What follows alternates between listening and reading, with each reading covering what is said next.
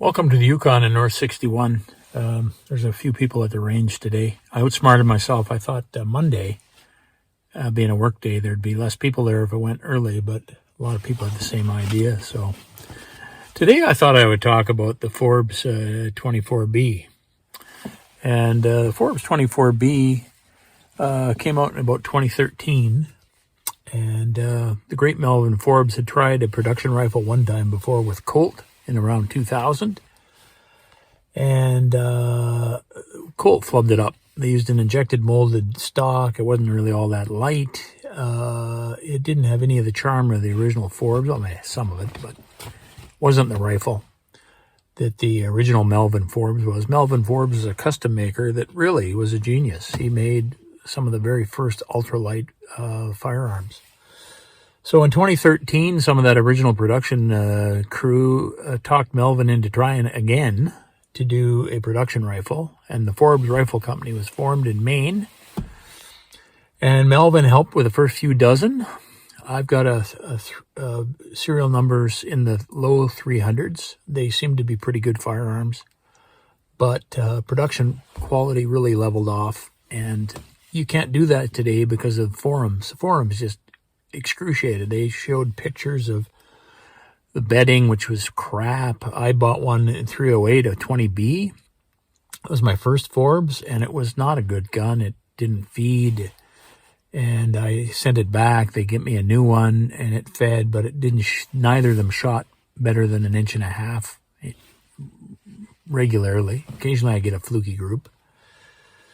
So they went out of business. But I got two of the early Forbes, and one in 25-06, one in 30-06. That was the original three, was 25-06, 30-06, and 270, all with 1 and 10-inch twists. Later on, they added the 35 Whalen with the 14 twist, the 280 Remington regular with, I think, a 1 and 9.5.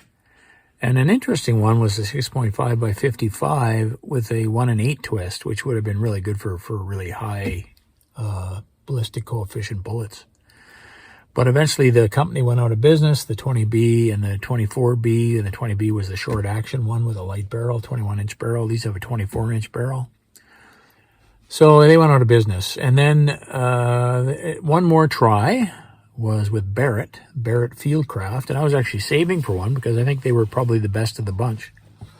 But Barrett has so many contracts with the government that they realized that it's just taking up too much of their production facilities, so they stopped making them. One of the great things about it is they had fast twist barrels. For instance, their 243 was 1 and 7. I would buy that 243 in the 20-ounce 20B, 21-inch, really handy 5-pound rifle. One of the other things about Forbes that really annoys me is their, here's some of their, this is their catalog, and they took a 1/4 pound off the rifle. So they claimed the 20B was a 4 3/4 pound rifle. It was a 5-pound rifle. They claimed the 24B was a 5.5 pound rifle. It's 5 3/4 pound rifle. They weighed it without the bolt in. Well, what's the point of that? So anyway, here's two Forbes I'm going to show you, or I am showing you as we talk, so you don't have to look at my ugly face. And a little bit of shooting, and the full-length bedding, and they use an ER Shaw barrel, and they get okay accuracy. They're not super tack drivers. You'll get under MOA with the right ammo, and you'll get up to 2.5 MOA with the wrong ammo, just like a regular rifle. But once you get them shooting down below 1 inch, and both of these I have got to about 3/4 with their preferred loads. One of the other issues I found with these carbon fiber stocks is just like a canoe. When you buy a high price, high tech light boat made out of carbon fiber and Kevlar, you think you really got something, but they're brittle and they break. If you get the heavy Royal X plastic, sort of like the Tikka plastic stocks, they're heavy, but you hit them on a rock, they don't break, they bend.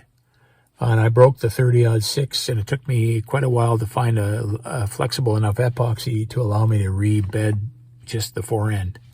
But I think I got it shooting again, although it doesn't shoot everything, but it does shoot those 150 grain ACCUBONDs with H4350 at 3,050 feet per second into well under an inch. So I brought it out here and I've shot 8 rams in a row and it just doesn't miss. Now that's a 12-inch target at 550 yards, but the reticle is right on, and I'm half tempted to take it instead of the 280 AI. We'll see. One thing I want you to notice about these Forbes is that stock design. I just painted the stock myself. It was black. I thought it was plain, so I used fireweed as my pattern. If you take a look at the stock design, look how straight that stock is.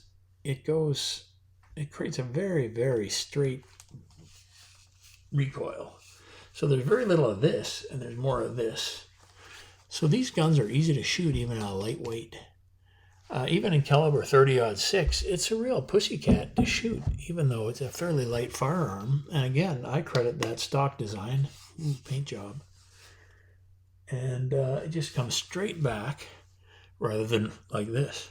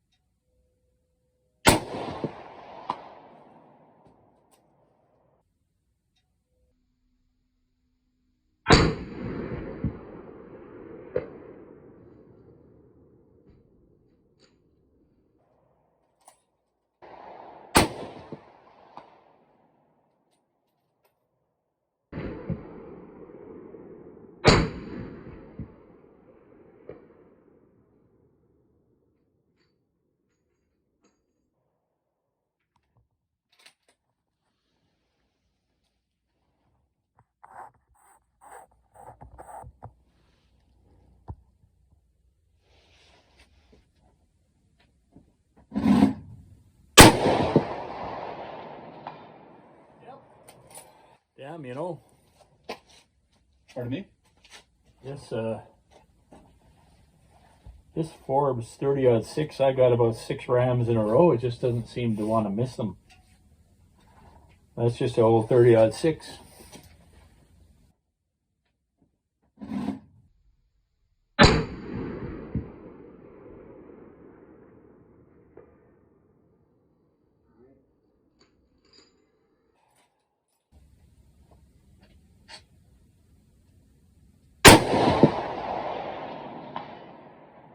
I hit it, but it doesn't go down.